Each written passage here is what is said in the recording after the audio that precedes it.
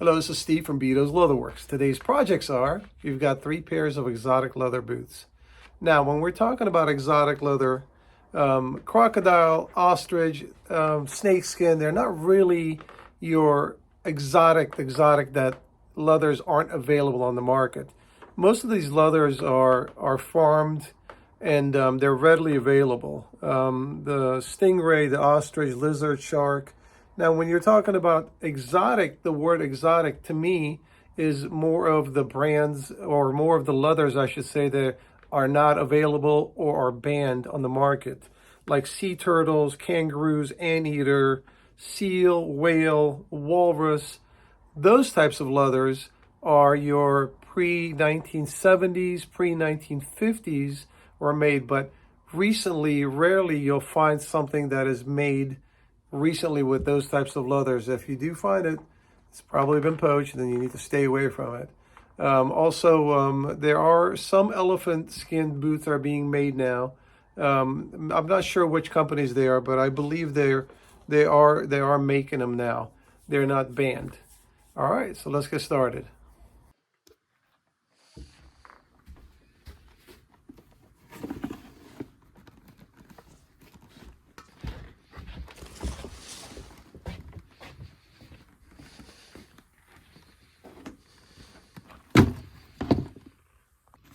All right, these are the 3 pairs we have.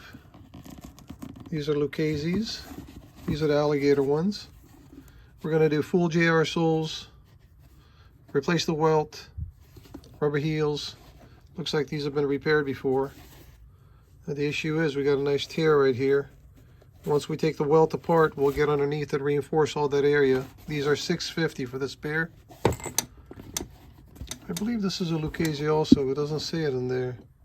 Not 100% sure.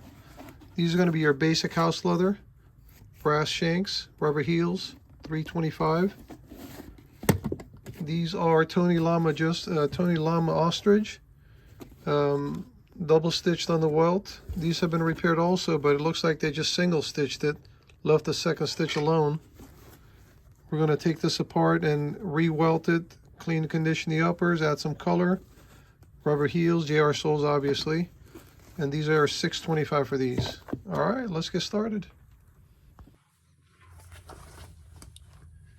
Did I tell you guys one time I shipped a jacket off to a customer and I put my apron in a box accidentally? For like 3 weeks, I'm looking for my apron and I couldn't find it. I mean, I turned the shop upside down. I'm like, who the hell stole my damn apron? What the hell do they want with my apron? Why would they want my apron? So finally the customer reaches out. He's like, Steve, the jacket's great, but he's like, what do you want me to do with your apron? Oh my God, I sent my freaking apron. How the hell do I mean, look at this thing. This is huge, right? How do I accidentally put it in the box? I just don't get it. I don't know how the hell I did that. Oh, I was so thankful that he didn't just throw it away, you know.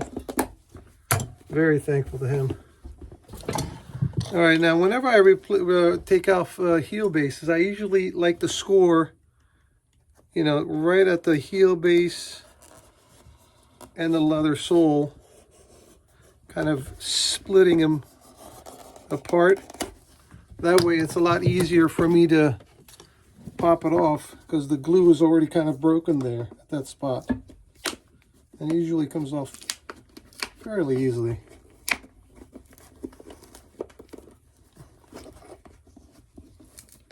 Of course, it's got to fight me now. Okay. Let's continue. You know, some of these repair shop, I just don't understand the thought process behind what they do. This has been rehealed and resoled. So when you put the top lift on, and you cut it to trim it, you need to sand this entire heel block evenly. If you look here, they only sanded it from this point down to here. You can tell by the sandpaper marks. I mean, and then it curves the heel base a little bit, like that. I don't know if you can see that or not. I mean, it doesn't take that much to just lightly sand this entire surface, make it nice and even and better looking. I don't understand. It doesn't take that much to do it. And use a little bit finer sandpaper instead of this coarse paper that's been used. I don't get it. I really don't. Soles aren't too bad. They've trimmed the edges a little bit too much, but who knows? This could have been resoled a few times, and as it got replaced, it got sanded down even further than what it's supposed to be. Anyway, just thought I'd give you my my point of view. As far as the job itself, they bonded it on pretty good. The glue was very secure. They nailed it on here. It's not necessary to nail it. If you got a good bond, there's no reason that you need nails for your top lifts, unless you're putting on a cowboy heel like this, which got holes in it with the washers inside. Then yeah, okay, you can nail it then if you like.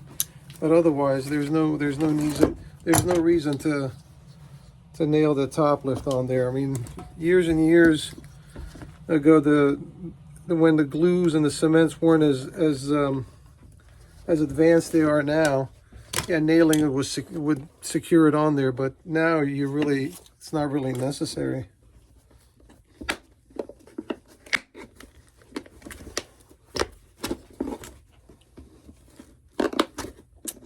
Okay.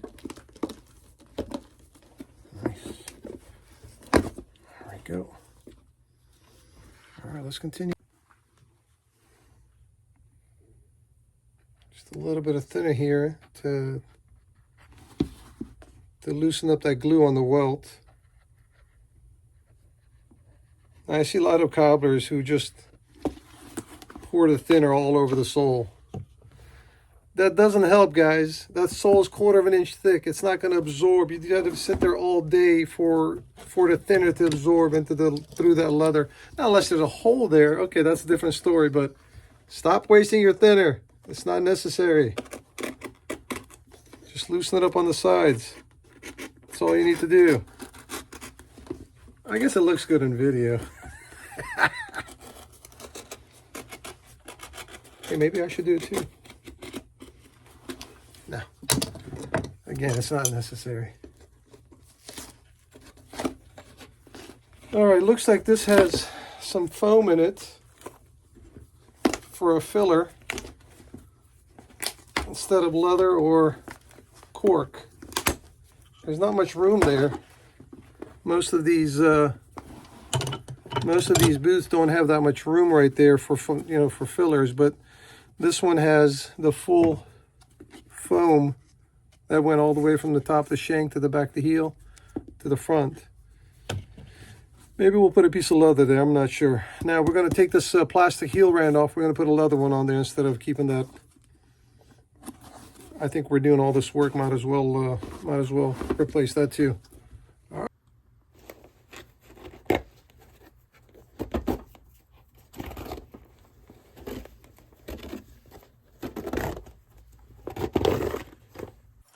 All right, we've got it apart. This is a hold fast style. You've got the leather footbed channeled out right here on the sides, and that's stitched onto the uppers along with the welt. Some of other production jobs have a gemming on there that's glued on, and then the uppers come in and then it gets stitched on. This is a little bit better quality construction than the gemming. All right, so now we've got to take care of this hole right here, okay? We've got the lining out of the way. We're going to go underneath it and reinforce that area with some sort of a fabric or something that doesn't stretch out of shape again for it to come loose. But it's a really tight spot, not tight, I shouldn't say tight, it's a flexible spot where it's going to get flexed every time he wears it. So I'm going to see if I can put a larger piece underneath it to kind of protect that area so that doesn't come loose again. This one, he wore the boots without a top lift. The top lift's missing. And I'm wearing it. It's all good. It's all good. We'll take care of it.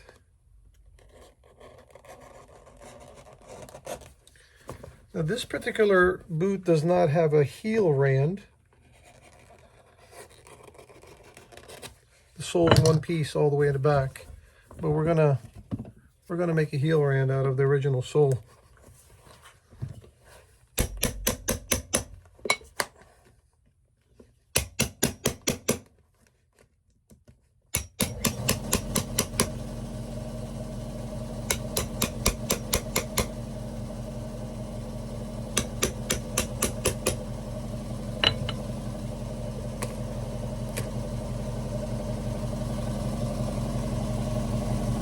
Nice nails in there, that's why I didn't want to come off.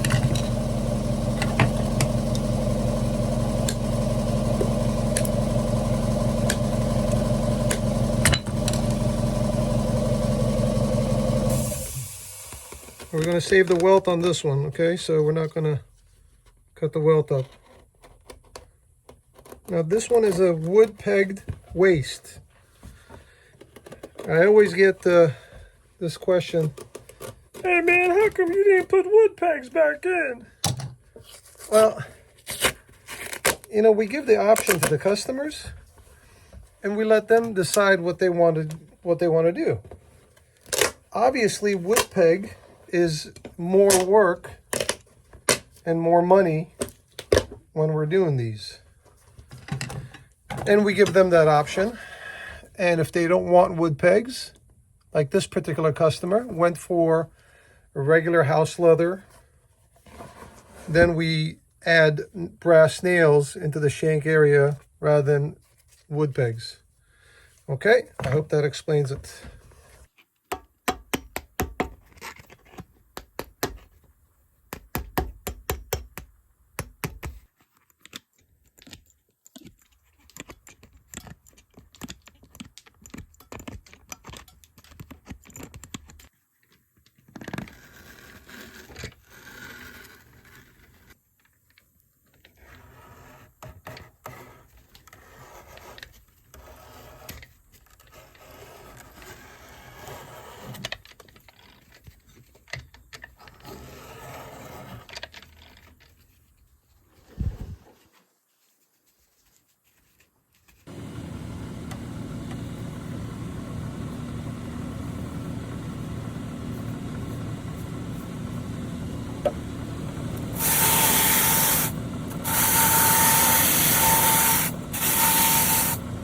You know, sometimes I take repaired items apart, and it's what I don't see is what worries me. Like, for example, look how many nails. Well, I shouldn't say look how many nails. The amount is okay, but why would you cluster them like that in the middle? That doesn't make any sense. You're supposed to have them spread out evenly all the way around the edges. I mean, that just doesn't make any sense for somebody to do that. You know, this stuff like this that I see, that drives me up the wall, that it's not supposed to be like this, you know? I just don't get it. I really don't. Sometimes the thought process of these cobblers, I just don't understand. You know, when I tell you guys that things worry me that I don't see, perfect example of this repair. Let me show you when I take it apart. This way you don't say, oh, maybe you took it out. Oh, man, you took out that business. It was in there already. So I want to take it apart in front of you guys, just to show you.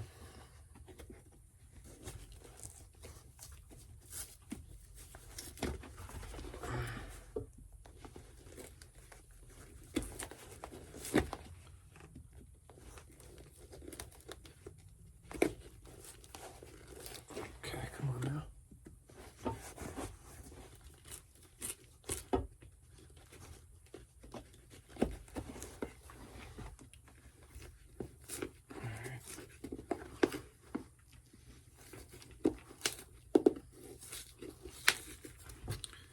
Heel base is very soft leather.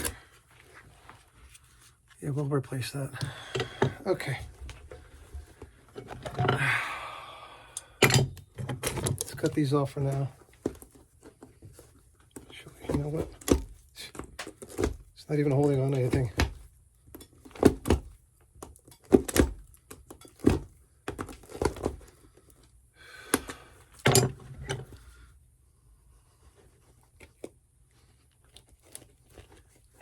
Could have been a mistake. I don't know, anything's possible, I guess.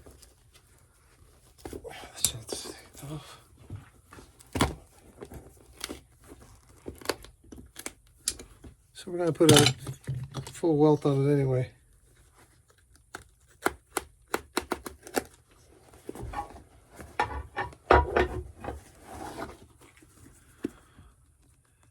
Something missing in there? There's no shank in these boots. I can't believe that there's no shank in the boots. I mean, did they forget to put it in there? I mean, if they forgot to put it in there, they saw the shank after they were done. Doesn't that give them a clue that they forgot to put the shank in there? What the, I mean, I just don't get these freaking people, man. Oh my God.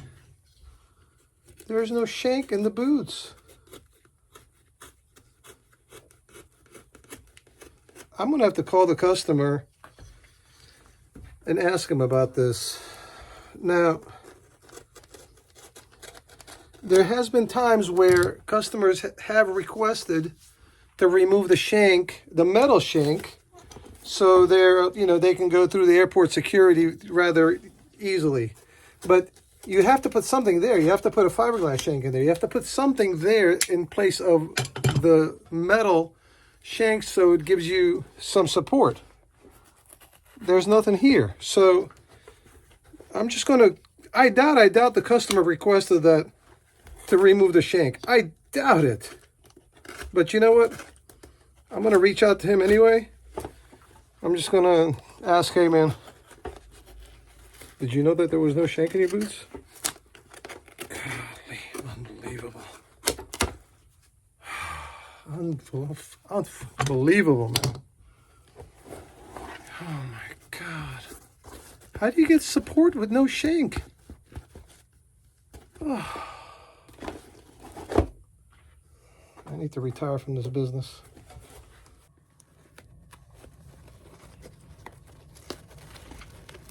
All right, we're going to have to put a new gemming on this one.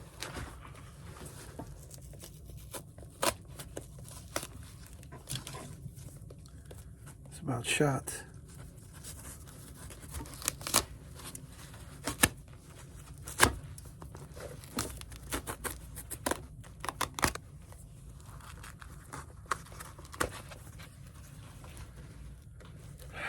Surprise, surprise.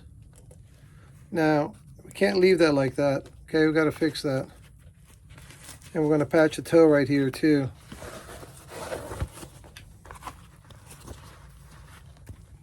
That's his big toe. Years of wear left a hole in the lining, so we're going to have to patch that up too. All right, let's continue.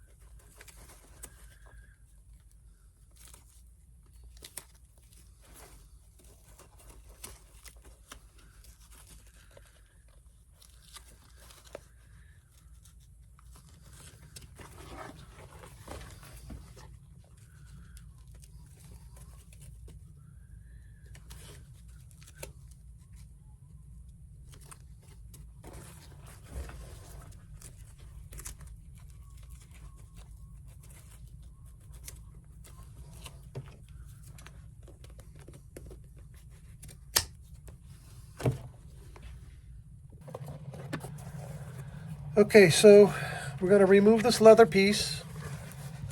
Let's call it an inner sole. Remove the torn or worn out foam. We're going to replace the foam and we're going to replace the leather, which this is what it looks like. That's your foam. That's pour on. Okay, it's a good, nice density foam. It's not too hard. And we're going to put a thin leather lining on top of it.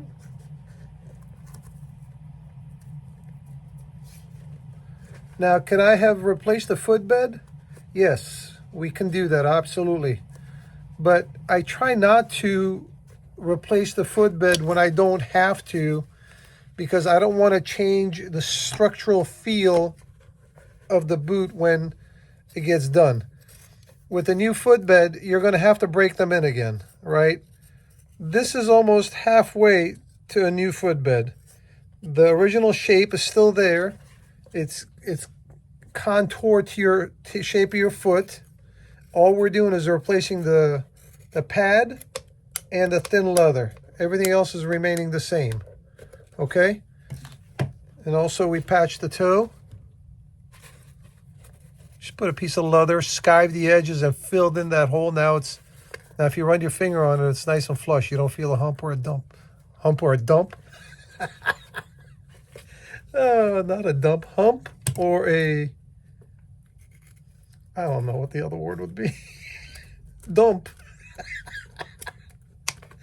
Oh, Lord. All right, so we're making progress. Now, all this work has nothing to do with the full sole job, right? Full sole is just full soles. But unfortunately, sometimes you take things apart, and this is what you find, surprises. And could I have called the customer and said, hey, you need to do this and this and this? Of course I could have. But you know what? I've got it apart. I might as well do it and make it feel and look right. All right, let's continue.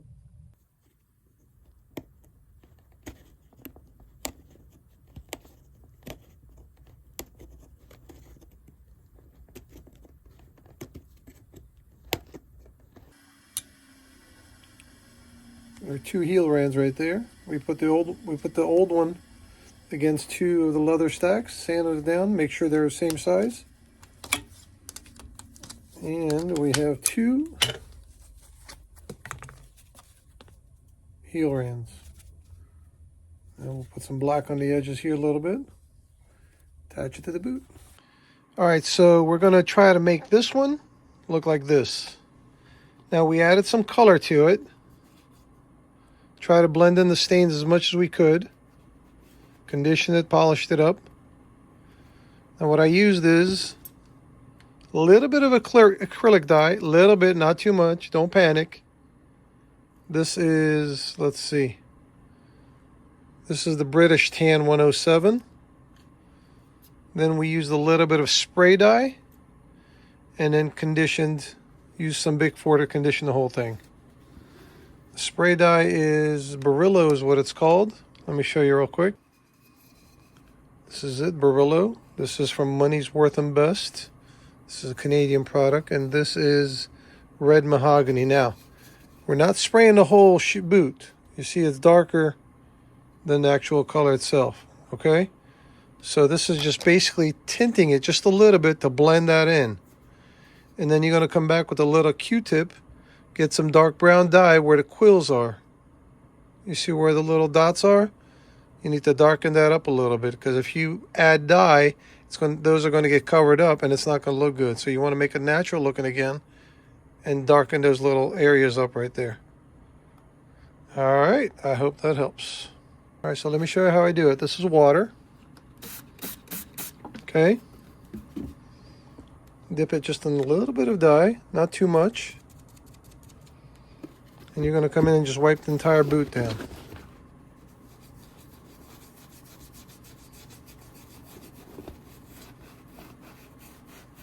Let's not forget that it's getting wet. That's why it's getting dark. It's not the dye that's darkening it up. The water is making it darker. Once that dries, it'll lighten up just a little bit. And you can come back and touch it up on those water stains right there. Okay, so we'll let this dry just a little bit. We're going to add a little bit here, the shaft area. Where it's faded, you got to be careful of the stitches. We don't want to darken the stitches up. And that's it. We're going to let this dry for a little bit.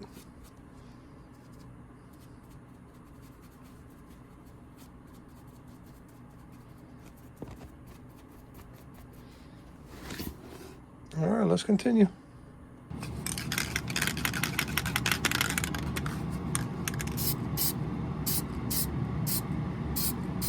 Again, we're just misting it.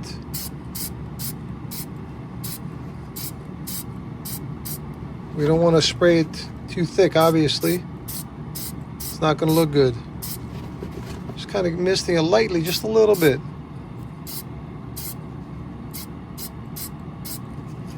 All right, let that dry. We'll add some cream to it and then condition it, and we'll be done. All right, this is the Saphir number 78, which is the light cognac brown.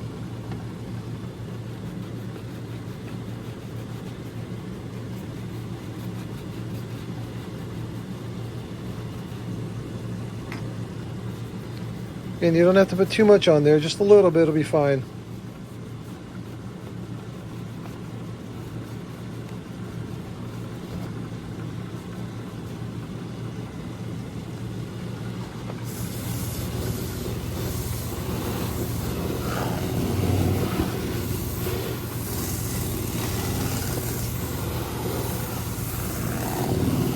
Then your big four.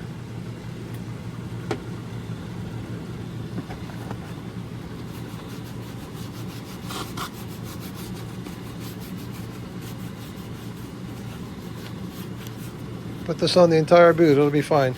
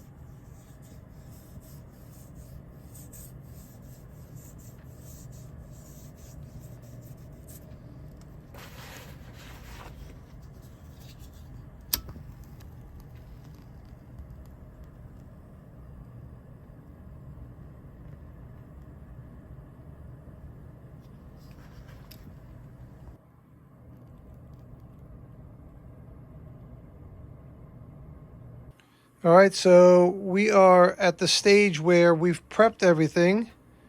We've taken care of the footbed on this one. We put the new gemming on here. We've got the shanks. We're going to put shanks in there. The soles are here. The uppers are done. The torn side of this one is taken care of. All right. And this one is your basic, made of heel rand and ready to sand down and glue the soles back on. These are going to be this is called Black Forest. Black Forest is just a name the supplier chose for this pit tan leather. It's a little bit less of a quality than the JR is, but they're both pit tanned. This stays in the pit a lot longer than this one does. Therefore, the fibers are a lot more denser and it'll last a lot longer. But the customer chose to go with this one. All right, so next is going to be stitching the welts on them, attaching the soles, and trying to finish these up.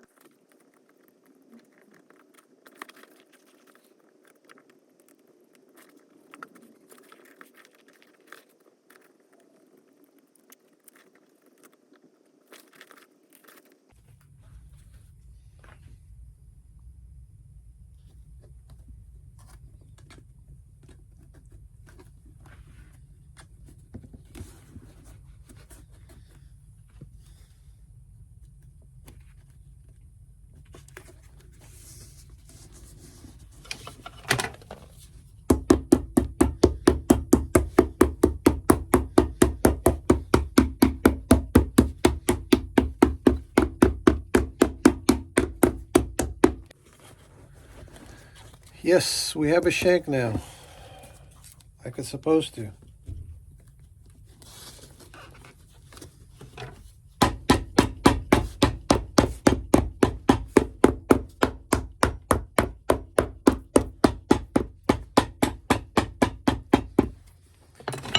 Now we put a wider welt on this one because we are going to do the double stitch on there compared to the black pair.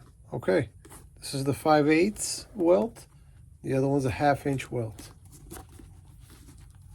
Okay, let's continue.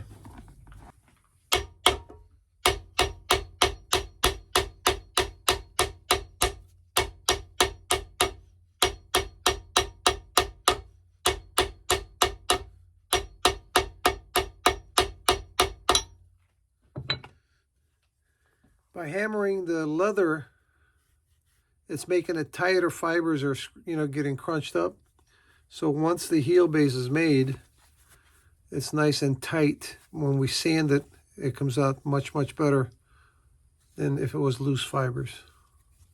All right, so we've got 3 different kind of fillers on these boots. One is cork. The other one is leather. And this one is foam, but it's a very high density foam that was very similar to the manufacturer. Not like the blue foam. Not like the blue foam we used earlier. Similar, but this is more dense. So it should last a long time. All right, it's hammer time.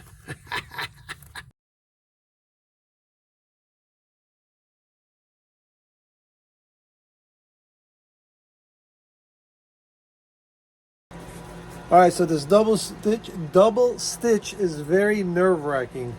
I mean, it's not my favorite, I should say. So let's give it a try.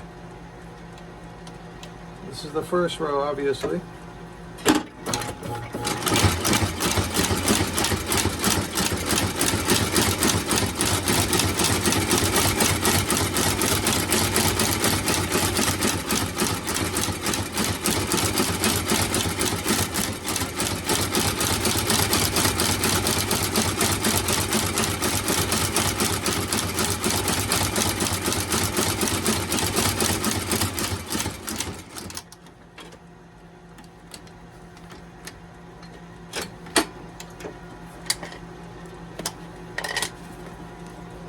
All right, not too bad. Now we just have to do the second one, see if it lines up with the first one. All right, let's continue. All right, here's number 2.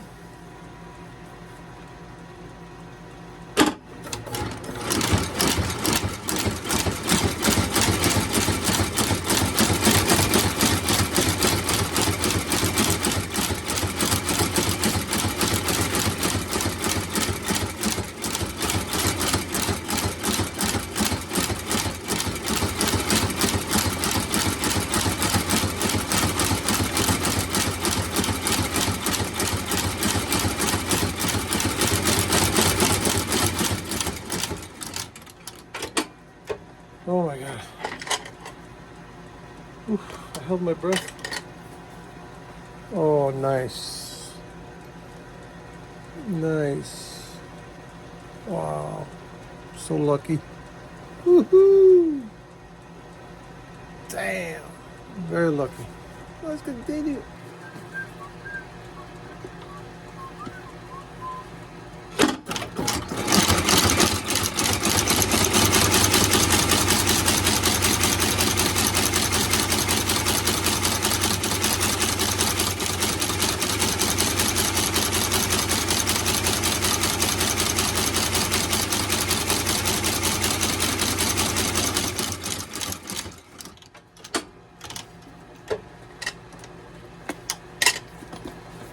Beautiful.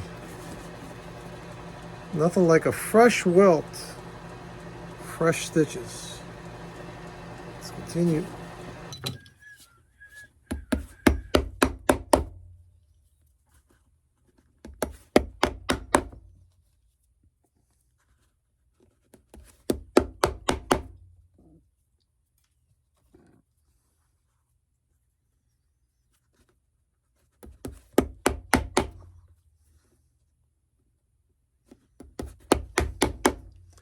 These nails right here, they're very sharp at the end.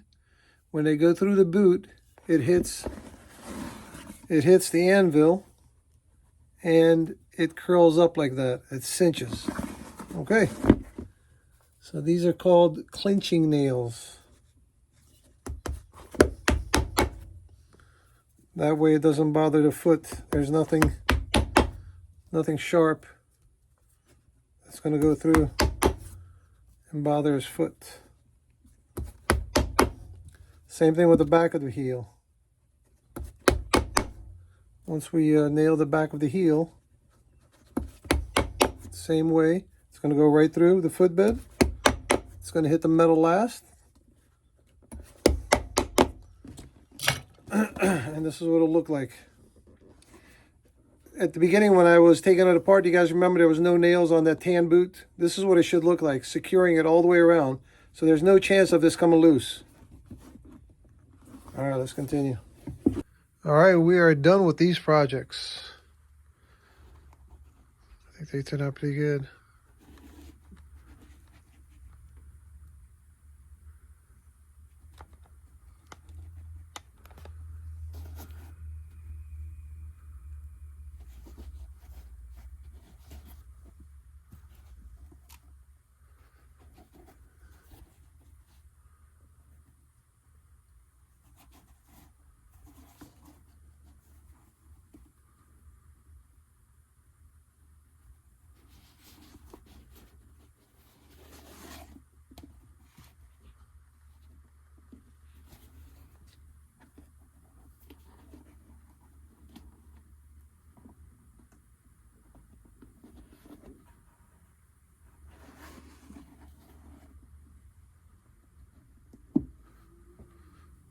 Beautiful. All right, welcome back. Now, I think they turned out real good. Boots are not really my specialty. I've done plenty of them in the past before, but they're not really my specialty. And, you know, I usually put patterns on the bottom or dye them different color, different shades, stuff like that. Don't let that fool you, okay? When you're looking at a job, you need to look at the way the heels are sanded, for example. Are they nice and smooth? When you put the boot down, is it leveled or is it teeter-tottering like that? When you look at the uppers from this angle here, does the welt match the upper pattern? Because when you put it on, you're going to look at it from the top view.